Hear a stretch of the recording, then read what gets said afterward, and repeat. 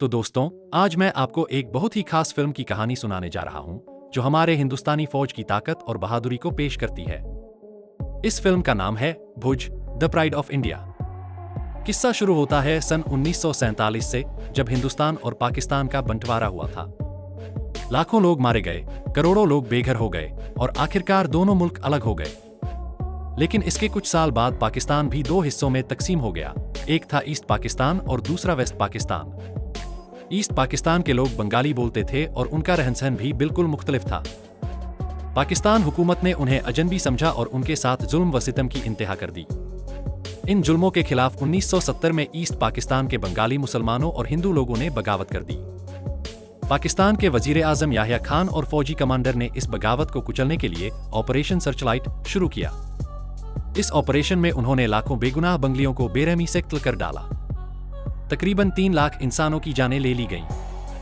भारत ये जुल्म बर्दाश्त नहीं कर सका और हिंदुस्तानी फौज ने दखल देते हुए पाकिस्तान के बड़े हिस्से पर कब्जा कर लिया। पाकिस्तान की इस शिकस्त से याहिया खान तिलमिला उठा। अब फिल्म हमें 7 दिसंबर 1971 में ले जाती है। याहिया खान गुस्से में भड़का हुआ है। एक अफसर कहता है कि हमने लाखों लोगों को कत्ल किया, दुनिया ने सब देख लिया और अब भारत ने हमारा एक बड़ा हिस्सा भी हथिया लिया है। याहिया खान कहता है कि भारत का सारा ध्यान अब ईस्ट बॉर्डर पर है और वेस्ट पाकिस्तान की सरहदें बिल्कुल खाली हैं। हमें इस मौके का फायदा उठाकर कच्छ से हमला करना चाहिए और भुज एयरबेस को तबाह कर देना चाहिए। अब मंजर बदलता है और हम पहुंचते हैं भुज एयरपोर्ट, जहां सब कुछ मामूल के मुताबिक चल रहा होता है। मगर अचानक आसमान में धमाकों की आवाज गूंजती है। पाकिस्तानी जंगी जहाज ऊपर से हमला कर देते हैं और पूरा एयरबेस तबाह कर देते हैं। यहाँ हमें फिल्म के हीरो विजय कार्णिक से तारुफ होता है, जो भुज एयरबेस के कमांडिंग अफसर हैं। वो फौरन मशीन गन उठा लेते हैं और पाकिस्तानी जहाजों पर गोलियां बरसाने लगते हैं। इसके बाद हम देखते हैं विक्रम सिंह को, जो हिंदुस्तानी एयरफोर्स के एक बहादुर पायलट हैं। वो रनवे की तरफ दौड़ते हैं और एक जहाज उड़ाकर पाकिस्तानी प्लेन का पीछा करते हैं। बड़ी माहिरी से वो दुश्मन के जहाज को गिरा देते हैं। अब कहानी में एक और अहम किरदार आता है, कर्नल नायर, जो कभी एक नेशनल बॉक्सर हुआ करते थे, लेकिन मुल्क की खिदमत के लिए उन्होंने अपना करियर छोड़ दिया। उन्हें गुजरात के विघाकोट पोस्ट पर 120 सिपाहियों के साथ तैनात किया गया है। उनके साथ एक जांबाज देसी जासूस भी होता है, पघी रणछोड़ भाई। उन्हें ऑपरेशन हूर नाम का एक सीक्रेट मिशन दिया गया है, जिसमें वो पाकिस्तानी घुसपैठियों की जासूसी कर रहे होते हैं। वहीं दूसरी तरफ पाकिस्तान भी अपनी चालें चल रहा है और इस ऑपरेशन को नाम दिया गया ऑपरेशन चंगेज खान।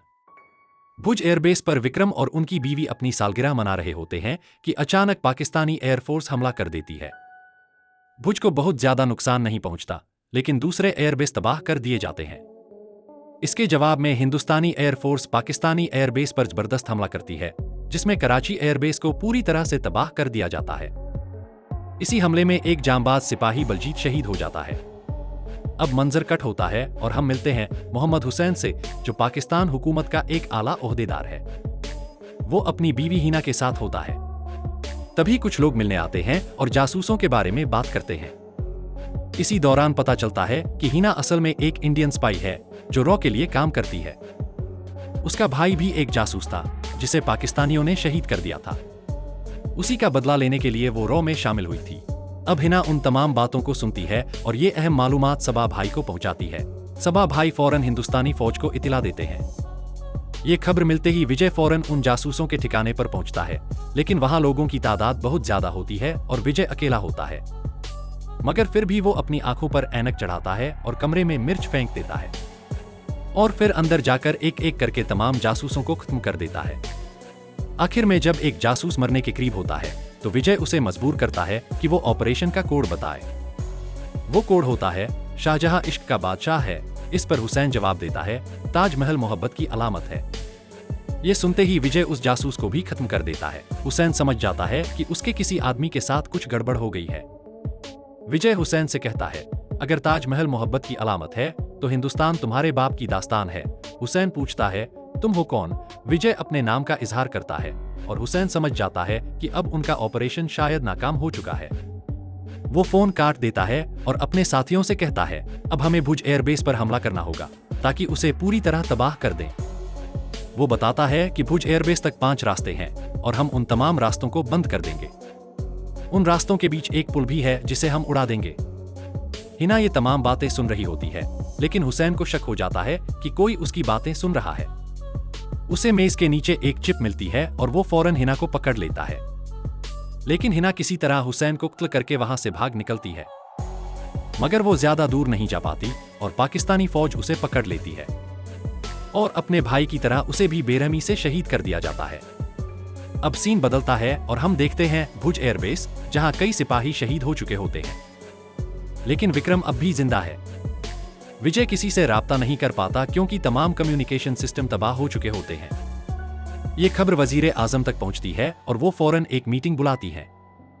वहां एक अफसर बताता है कि भुज एयरबेस पूरी तरह तबाह हो चुका है और वहां तक जाने वाले तमाम रास्ते बंद हैं।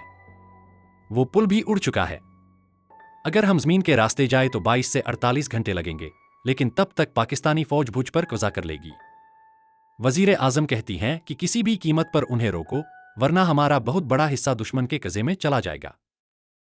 इसके बाद हम देखते हैं कि पाकिस्तानी जंगी तैयारे वापस आकर हमला कर देते हैं, लेकिन विजय और उसके हमराह जांबाजी से मुकाबला करते हैं और दुश्मन के कई तैयारे मार गिराते हैं। मगर एक बम उसी पुल पर गिरता है जिसे ये लोग तकरीबन मुकम्मल कर चुके होते हैं। लेकिन अहलेक्रिया का हौसला पस्त नहीं होता।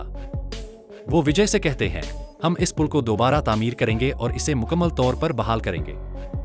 दूसरी जानिब सबा भाई सरहद पाकिस्तान पर पहुंचते हैं और वहां अपने अफसर को अपनी शनाख्त बताते हैं। अफसर इस पर रजामंद हो जाता है। सबा भाई उसे बताते हैं कि जिस तरफ आप रवाना हो रहे हैं वहां हिंदुस्तान के तकरीबन 1500 सिपाही तैनात हैं, इसलिए मुनासिब यही होगा कि आप उस छोटे से पुल से होकर गुजरें। कर्नल नायर और सबा भाई की हिकमत अमली कामयाब हो जाती है। अब हम देखते हैं कि हिंदुस्तानी अफवाज मुकम्मल तौर पर जंग के लिए तैयार हैं। दुश्मन सामने आता है और दोनों जानिब से शदीद फायरिंग शुरू हो जाती है। कई अफराद हलाक हो जाते हैं। पाकिस्तानी सिपाही उस छोटे पुल से आर पार होने की कोशिश करते हैं, मगर भारतीय अफवाज धमाका कर देती हैं। बांध का दरवाजा खुल जाता है और सारा पानी शिद्दत से बह निकलता है। पाकिस्तानी टैंक और सिपाही पानी के सैलाब में बह जाते हैं। इस जानिब विक्रम अपने तैयारे को उड़ाने के लिए तैयार होते हैं, मगर तैयारा परवाज नहीं कर पाता क्योंकि उसमें अस्करी अमले की तादाद बहुत ज्यादा होती है। वजन ज्यादा होने की वजह से तकरीबन 50 सिपाहियों को नीचे उतारा जाता है और फिर तैयारा उड़ाया जाता है। लेकिन परवाज के कुछ ही देर बाद तैयारे का अगला पहिया टूट जाता है। बावजूद इसके विक्रम किसी तरह तैयारे को फिजा में बरकरार रखते हैं। विक्रम विजय से राब्ता करते हैं और बताते हैं कि तैयारे का अगला पहिया टूट चुका है और अब उतरना नामुमकिन है। विजय उन्हें हिदायत देते हैं, तुम फिजा में चक्कर लगाते रहो, मैं ट्रक लेकर आता हूं। तुम अपने तैयारे के अगले हिस्से को ट्रक की छत पर उतारना। विजय ट्रक को बिल्कुल सही जगह ले आते हैं। शुरू में काफी मुश्किल पेश आती है। तैयारे और ट्रक दोनों के टायरों में आग लग जाती है, मगर विजय की दिलेरी और जुर्रत आखिरकार कामयाब होती है और तैयारा महफूज तरीके से जमीन पर उतर जाता है।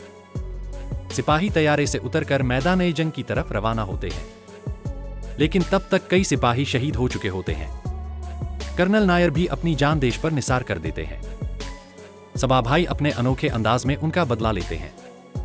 आखिरकार हिंदुस्तानी फौज वहां पहुंच जाती है और दुश्मन पर शदीद फायरिंग शुरू कर देती है। सारे दुश्मन हलाक हो जाते हैं और पाकिस्तानी सिपाही खौफ के मारे मैदान छोड़कर भाग जाते हैं। हिंदुस्तान दोबारा फतह हासिल करता है और अपनी सरजमीन वापस ले लेता है, मगर उसकी सबसे बड़ी बहादुरी ये थी कि उसने वो इलाका उन लोगों के हवाले कर दिया जो इसके सही हकदार थे। और वही एक नया मुल्क वजूद में आता है, बांग्लादेश, जिसके साथ ही आलमी नक्शा हमेशा के लिए तब्दील हो जाता